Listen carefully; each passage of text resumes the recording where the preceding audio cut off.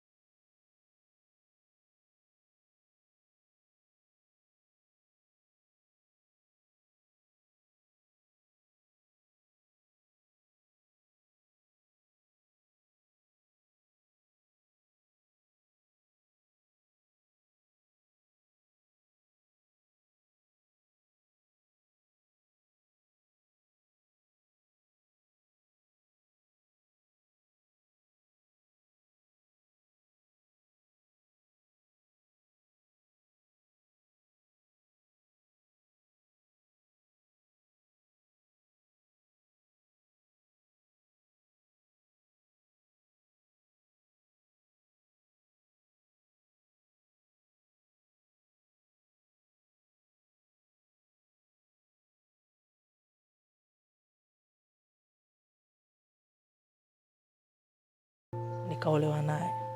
Nimeolewa naye, nimekaa naye kama miezi 6. Kuna shughuli ilikuwa imetokea jeshini area H, natakuwa niende mimi kama mke wa yule mwanajeshi. Kufika kule kwenye ile sherehe, yani ni kwamba adui aliniaibisha vibaya mno. Haikutokea ile tarehe 14, ikatokea tarehe 11 mbele za watu. Nikaanguka vibaya paka mikojo nini kila kitu hapo hapo. Ni aibu za watu. Mbele za watu ikabidi aitwe sasa yule bwana mke ule funga naye ndoa ameanguka kuja kunibeba pale, akaniambia unanitia aibu. Kumbe una kifafa. Sasa kujiuliza, akasema hataki mtu mwenye kifafa. Ikabidi nisonge hivyo hivyo naye hivyo hivyo, lakini naye akachukua maamuzi mwingine, akatafuta mwanamke alikuwa ameachana naye, akaendelea naye. Baadaye akasema mimi siwezi kukaa na mtu mwenye nini, mwenye kifafa.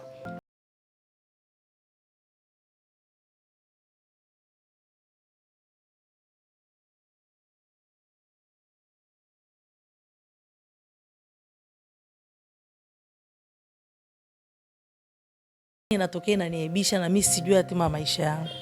Ikabidi nichukue sumu ya panya. Kachukua sumu ya panya, kanikaribisha vizuri, akaniambia mimi ni fundi rangi mwanamke huyo. Ananiambia wifi mimi naondoka, lakini baadaye nitaongea na kaka. Kwa masuala haya umetokea bahati mbaya. Kwa nini uje kuumwa? Mimi nikamdanganya mimi sije kuumwa. Mimi ndo naona maajabu pale. Kwa sababu nisiharibu tu ile ndoa. Labda ni kitu kimenitokea kwenye ile nyumba yake. Basi akaniambia naenda kupiga rangi huko, nikirudi tutaongea na kaka. Mimi nikaona ya nini, na mimi najua mimi ni mgonjwa, na nishateseka, nishazunguka, nimechoka. Nikachukua sumu. Haya ni mambo mazito sana ambayo kuna wakati anaweza kukukuta ukaona kama ni hali ya kawaida, lakini ukiona mwenzako anasimulia, lakini kama amekukuta wewe ni mambo mazito sana tena sana ambayo yanakuweka dilema, yani unashindwa uende wapi, ufanye nini. Watu wanachukua maamuzi magumu kama ambayo Felista anasema aliyachukua hayo. Nini kilifuata baada ya hapo? Nikukumbushe tu kwamba tunapewa nguvu na madhabahu ya Yesu Kristo, inaitwa Fresh Spring Fellowship kutoka Kimara Temboni, kwa mtumishi wa Mungu kuhani na mwalimu Musa Richard Mwacha. Nikukaribisha sana. Ratiba za ibada ni Jumanne, Ijumaa pamoja na Jumapili. Jumanne ni kuanzia saa 8 kamili mchana, Ijumaa ni kuanzia saa 8 kamili mchana, na Jumapili ni kuanzia saa 12 kamili asubuhi. Ibada ya kwanza inaanza. Karibu sana. Safari hii tunaendelea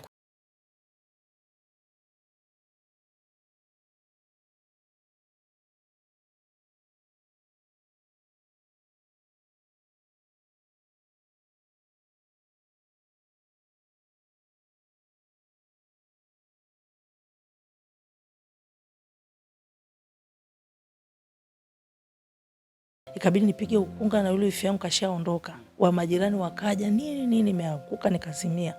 Wakanipeleka hospitali inaitwa Miko. Kufika ile hospitali pale nikalazwa, wakaanza kunitapisha nini pale. Madaktari walijitahidi pale. Hali kaendelea vizuri. Akaja yule bwana. Alipokuja yule bwana akaja na mwanamke wake kwenye kile chumba. Niliumia sana, lakini sasa uwezi kufanya chochote. Yule bwana akasema mwanajeshi akasema awekwe ndani. Kwa nini hataki kujiua?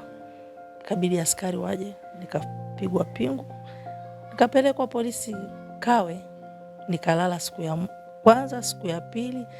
Mamangu mimi ndo nashirikiana, lakini ndugu wote walinikataa. Nikatia tamaa wote. Kwa hiyo na ndugu niliyefuatana naye nikamwambia mimi naumwa sana, ni mwanaume. Akaniambia wewe kufa tu, sehemu ya kuzika ipo. Kwa hiyo nikaa kama nimeshakata nini? Ndugu wa damu anakutamkia hayo. Yani mimi ni wa 6, ni wa mwisho kwetu. Huyo wa 5. Nikamwambia mimi naumwa. Yani mimi afadhali tu kufa. Akaniambia wewe kufa tu, sehemu ya kuzika ipo. Tuna eneo kubwa tu utazikwa. Kwa hiyo nikaona tu kumbe ndugu ndo wako hivi, na ukiumwa nikija kwa shangazi hamna, nikija kwa nani hamna, yani kila mmoja. Kwa hiyo mtu aliyekuwa anapambana na mimi ni mama yangu na baba yangu. Sasa kwa hiyo wao ndo walikuwa wanauza vitu vyao, wanafanya nini, wanashikiana kuhangaika na mimi. Kwa hiyo nikaekwa pale, yule mwanaume akawaambia hamna kumtoa. Akaja mtoto wa mamangu mdogo, hatuna mazoea naye. Mamangu ndo anaomba, lakini yuko mkoani, mimi niko Dar es Salaam, niko mkoani Moshi. Kwa hiyo mamangu akamuomba sana. Akaenda akasema ngojani akauze mahindi ili amtumie yule kaka aje nitoe mimi. Mama akaenda akauza mahindi, akamtumia huyo mtoto wa nani, wa mamangu mdogo, kwamba mimi nitolewe pale. Akaja pale akanitoa akaniletea na chai na chapati 2. Kanywa nikatolewa, lakini mahali kwa kwenda hamna tena. Kwa sababu kila mahali nishaekewa, nimeshakataliwa. Ukienda kwa shangazi hamna, kwa mjomba hamna.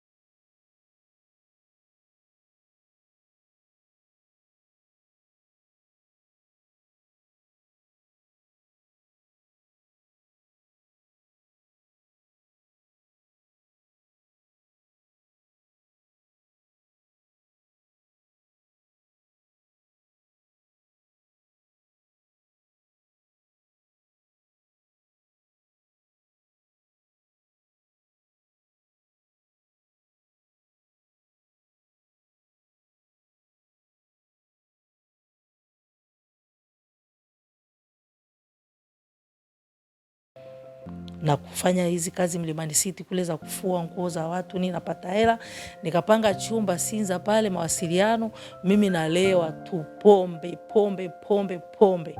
Ilipofika mwezi wa 7, ilikuwa mwaka gani? Mwaka 2015 na 16, nikapata mwanaume tena, ni askari naye tena. Yani nilikuwa napambana na maskari. Nikapata askari tena. Napita namkuta wanafanya operation huko, sio kamata vibaka huko, sio nini, na madefender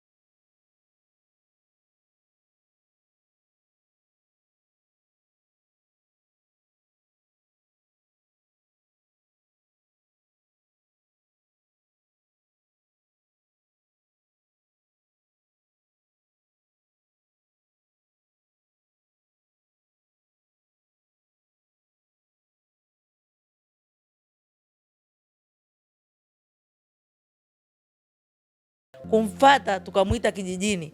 Akaja tukazungumza pale, yule mtesi tumezungumza naye pale, akasema sio mchawi. Mimi nikachukua vifaa vya kiroho vya huko sehemu nilikuwa naabudu. Nikampa, akaniambia nipake na hapo usoni. Yaani wewe umeenda na silaha, unajua hii hataiogopa, atatetemeka. Muita vile nitaka nimuumbue na vile vifaa vya kiroho. Kwa sababu kwa mimi naabudu kule naona kwamba hivi sawa.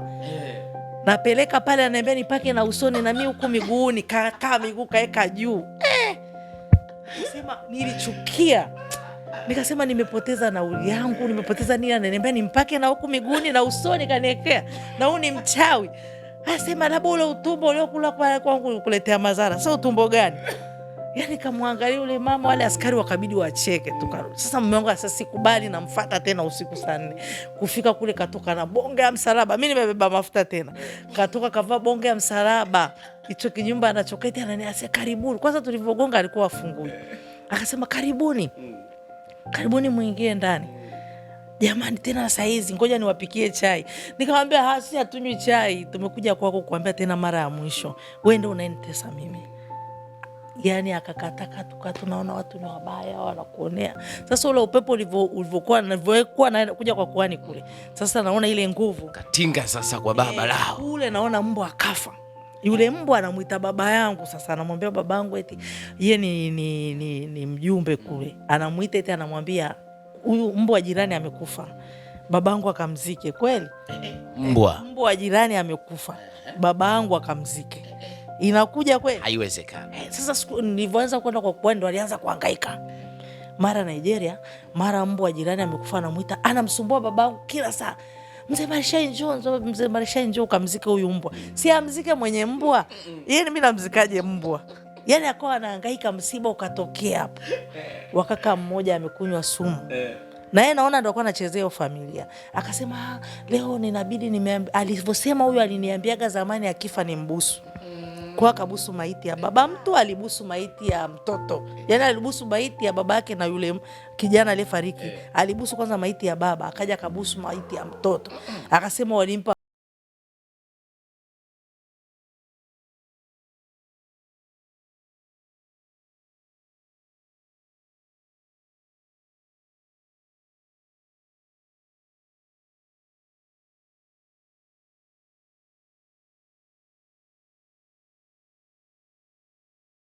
alikuwa anahangaika. Moto umewaka, moto wa madhabahuni Kimara Tembo.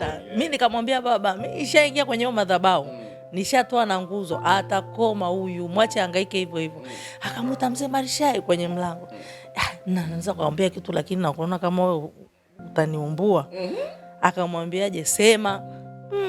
Kwa nini mtoto wako anaenda wapi sasa hivi? Yeye kwa hiyo kwa anahisi tu ni Nigeria. Sasa amehangaika baadaye akapiga tena simu. Akaniambia je, mtumishi, eti mimi naumwa sana miguu. Naomba unipeleke huko unapoenda. Nikamwambiaje, wewe umesema Nigeria, tafuta nauli. Nikupeleke wapi? Nigeria. Kumbe hapo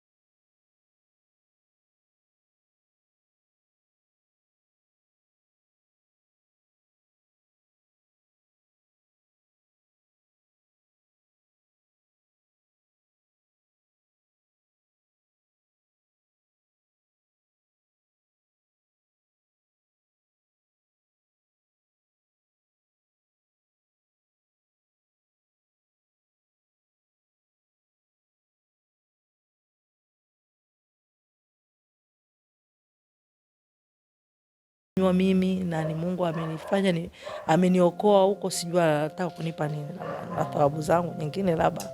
Aise, hongera sana tena sana, lakini pia tumpongeze sana mume wako.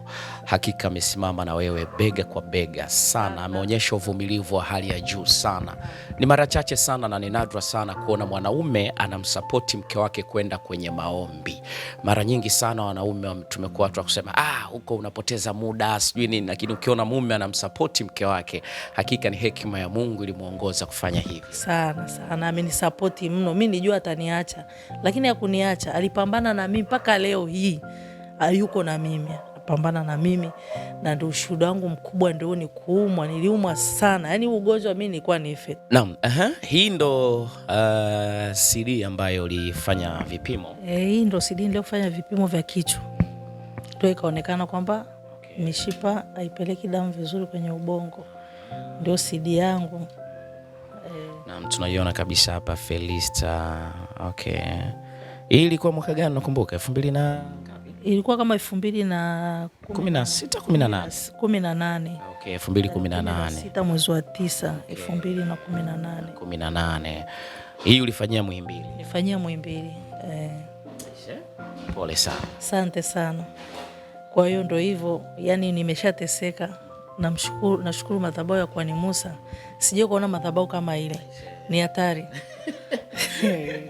Yari kuzunguka kote, sijui Nigeria, Sweden, wapi huko Mtambaswala. Kuna sehemu inaitwa Mtambaswala karibu na daraja la Mkapa. Nilifika kule na picha huko ulienda. Nimefika kule, nimetibiwa na waganga, wana mazingaumbo yao, sio anaingia hapa anatokea hapa, kuchimbiwa mimi Tanga nimechimbiwa nusu. Kabisa, kwenye kaburi. Yaani nimechimbiwa kaburi, limechimbwa, nikaingia nusu, nikazikwa nusu. Nikatoka hapo, nikachukua viberiti vile. Hivi viberiti vikawekwa, sio unapasua mabomu. Mabomu nimepasua wapi? Nimeenda huko Mtama karibu na Nyangao. Nimeenda huko kwa waganga hamna. Nimeenda huko Masasi, sasa ndo Mtambaswala. Hamna hata magari. Ni wababu wazee sana kule. Kwa hiyo yani kuna waganga sio wanashika uchawi wanafanya nini, nimeenda huko hakuna. Nimerudi tena hapo, kuna mganga mmoja alikuwa anajikula damu ya paka sijui. Nikaenda kwake.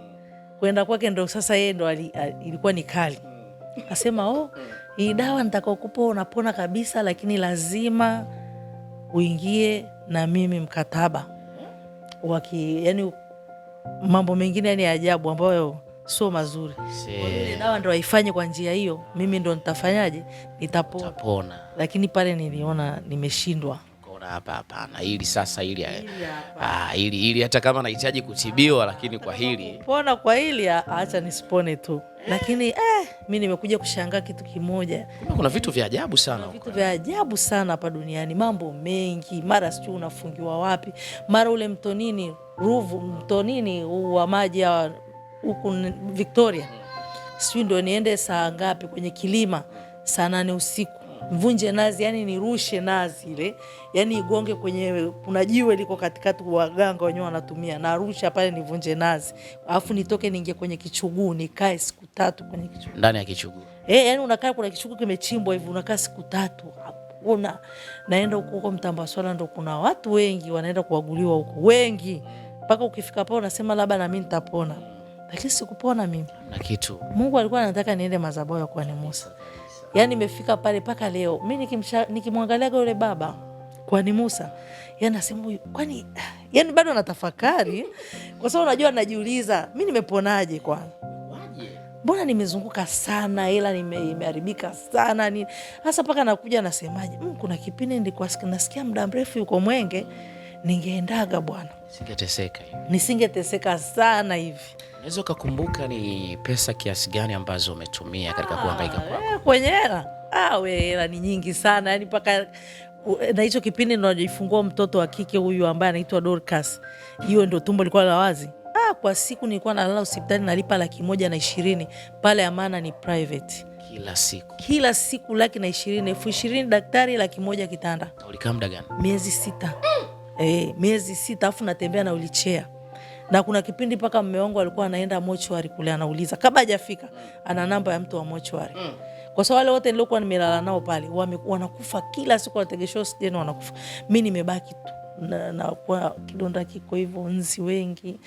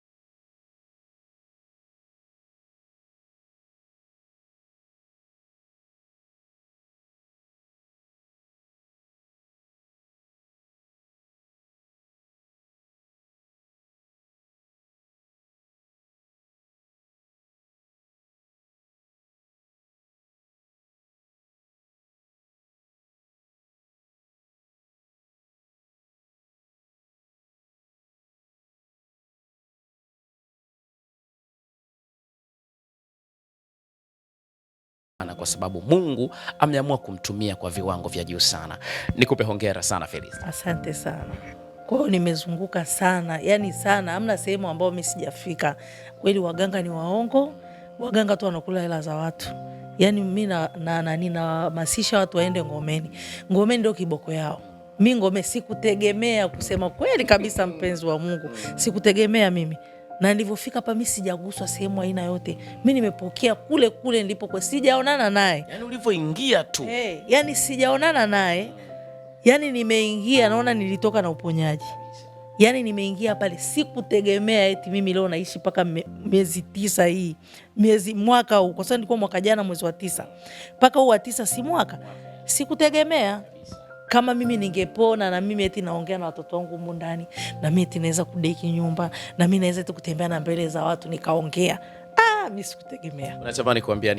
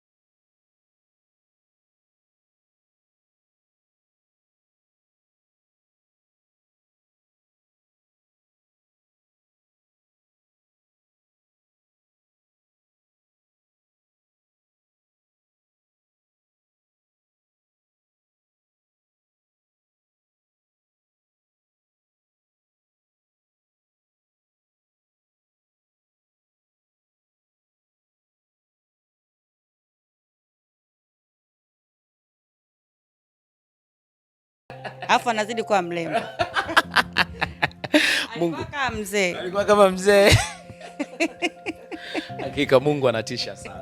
Yaani ukimwona akatoa alivyokuwa na sasa hivi. Sasa hivi kwanza nakuwa naambia mzee Moyo, angalia utaibiwa shemeji yangu. Hongera sana tena sana. Nimekuwa ni madhabahu ya Kwani Musa imemumba upya. Kwa hiyo sina budi ya kusema ainuliwe Mungu. Ni kweli kabisa, Mungu ainuliwe kwa sababu anafanya mambo makubwa ambayo mwanadamu hawezi kufanya. Sawa, kwa sababu ukiangalia ni kweli kateseka ni muda mrefu. Mpaka sasa hivi nikimwona hivi nasema shoga yangu, lakini umenusulika.